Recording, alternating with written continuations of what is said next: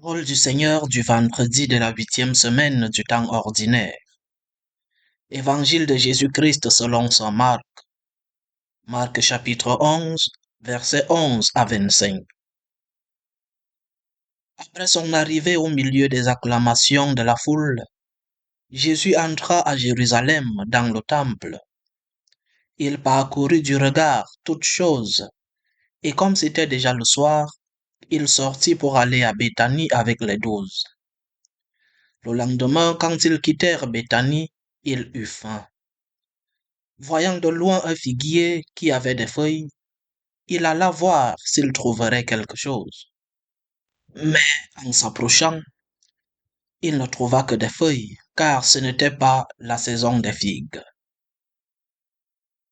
Alors il dit au figuier, que jamais plus personne mange de tes fruits.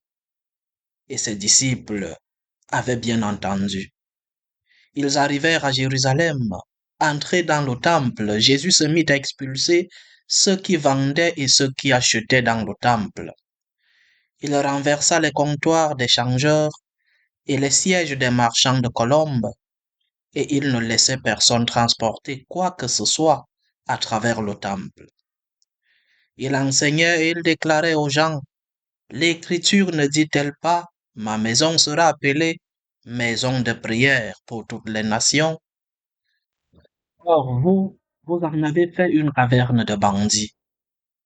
Apprenant cela, les grands prêtres et les scribes cherchaient comment le faire périr.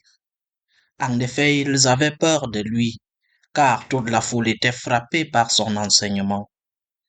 Et quand le soir tomba, Jésus et ses disciples s'en allèrent hors de la ville. Le lendemain matin, en passant, ils virent le figuier qui était desséché jusqu'aux racines. Pierre, se rappelant ce qui s'était passé, dit à Jésus, Rabbi, regarde, le figuier que tu as maudit est desséché. Alors Jésus, prenant la parole, leur dit, ayez foi en Dieu. Amen, je vous le dis. Quiconque dira à cette montagne, enlève-toi de là et va te jeter dans la mer, s'il ne doute pas dans son cœur, mais s'il croit que ce qu'il dit arrivera, cela lui sera accordé. C'est pourquoi je vous le dis, tout ce que vous demandez dans la prière, croyez que vous l'avez obtenu, et cela vous sera accordé. Quand vous vous tenez en prière, si vous avez quelque chose contre quelqu'un, pardonnez, afin que votre Père, qui est aux cieux, vous pardonne aussi vos fautes. Acclamons la parole de Dieu. Deux grands enseignements dans l'évangile que nous venons d'écouter. Le premier enseignement, c'est le figuier qui est maudit par le Seigneur et qui est desséché. C'est un appel à la foi, une foi qui déplace les montagnes. La foi pour nous les chrétiens, ce n'est pas seulement un ensemble d'idées, et ce n'est pas seulement non plus un ensemble de normes morales que nous devons respecter, que nous devons mettre en pratique. La foi pour nous les chrétiens, c'est une relation de confiance absolue en Dieu, ce Dieu qui est amour. C'est donc une relation d'amour, une relation de cœur, deux cœurs, le cœur sacré du Seigneur et le cœur de l'être humain que je suis.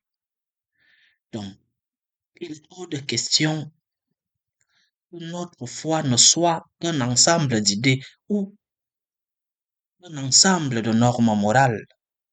Notre foi est d'abord une relation et après, il y aura un ensemble d'idées. Après, nous aurons des normes morales à respecter. Mais ce qui vient avant, c'est notre relation avec Dieu, cette relation personnelle, comme le disait le Saint-Père, le pape Benoît XVI. La foi est une relation entre deux cœurs, entre le cœur de Dieu et le cœur de l'homme. Et lorsque tu as la foi, lorsque tu as cette confiance absolue en Dieu,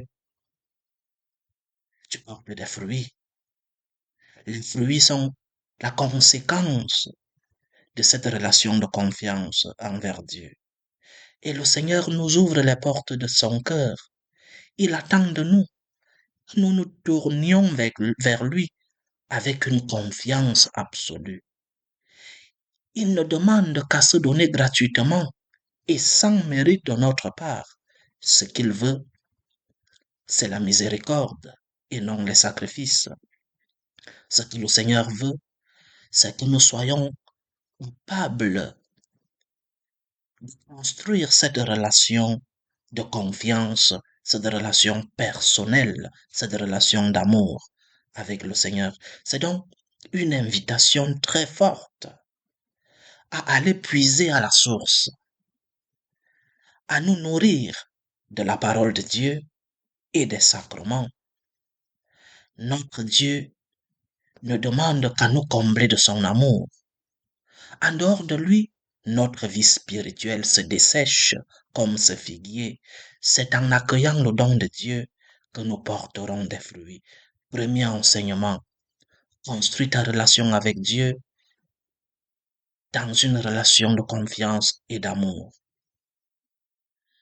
Dieu t'invite à aller puiser vers lui, à nourrir ta relation avec lui par les sacrements, par sa parole. Et après, il y a l'épisode de ce Jésus jaloux de la maison de son père qui devient une maison de bandits, dit-il, la maison de Dieu. Quel est notre comportement dans la maison de Dieu? Lorsque nous allons à la messe, par exemple, lorsque nous allons visiter un temple, quel est notre comportement? C'est la maison de Dieu. Nous sommes donc des invités à la maison de Dieu. Et comme invités, nous devons nous comporter comme des invités.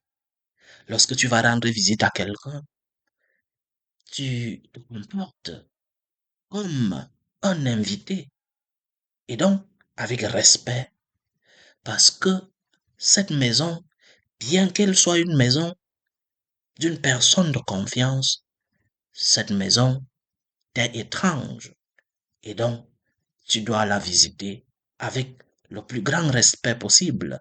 Et combien de fois la maison de Dieu?